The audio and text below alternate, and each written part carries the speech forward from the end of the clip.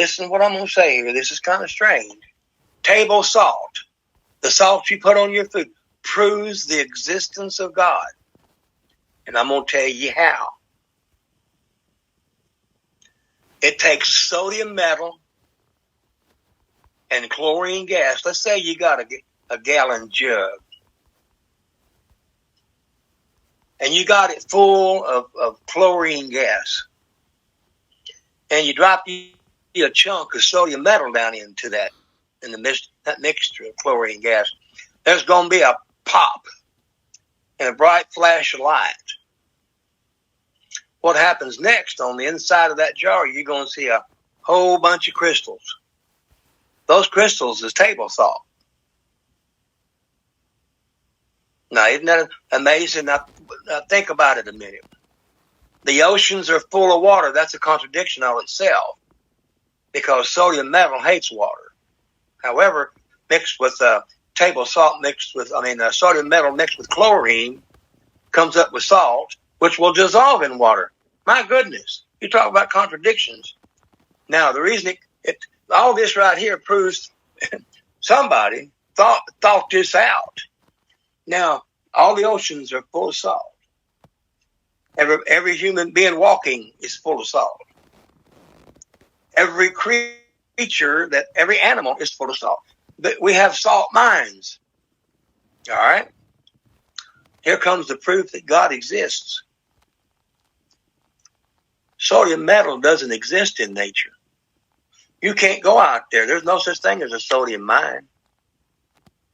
It only exists in the microscopic form because it's so violent when it comes in contact with water. So here's the question that proves God exists. How in the world was that much sodium metal in one place, as violent as it is, against any moisture at all in the air? That's the one. That's one. Number two, how in the world are you going to get all that sodium gas together to where the sodium metal is at? It's lighter than air. It'll float away or blow away with the end. I reckon it's lighter than air. I think it is. But anyway, it will blow away. You ain't going to get a whole bunch of sodium metal to sit still long enough to have it come in contact with a hunk of, you ain't going to get enough chlorine gas to be still long enough to get a hunk of sodium metal the size of the moon, might near. That's how much salt we got. Look, man. Now, I heard the silliest thing on TV. There was and I'm going to say this, I'm being polite to the gentleman. He called himself a scientist. Somebody in the audience asked him, how was table salt made? And this is what he said. Sodium metal was washed down the rivers. Just flowed, washed down the rivers till it met up with some chlorine gas. And table salt was made. Really? Man, and the people bought it. They believed him. Man, it's absolutely impossible for sodium metal to be washed down the river.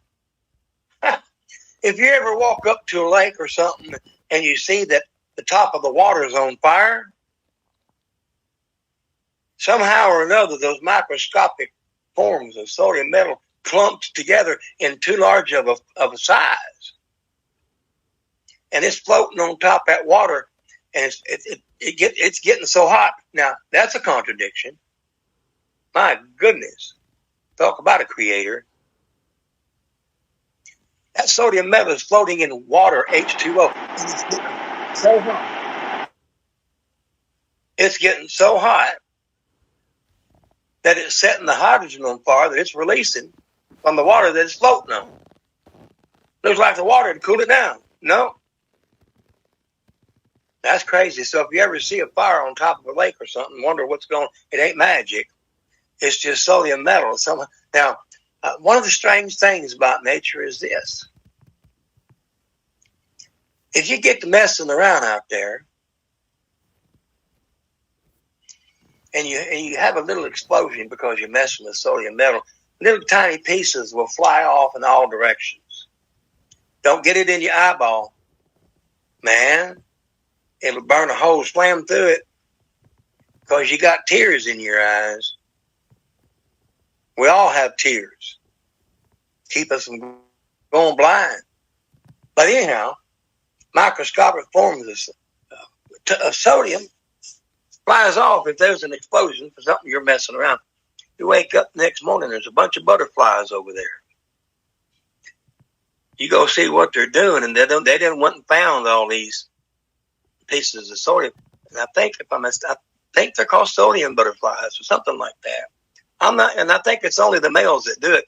I'm not sure why they do it, but I'm thinking that to find sodium is so rare, they think that they done went and hit the jackpot. So anyway, I want somebody to get to thinking about this. I'm kind of old now, and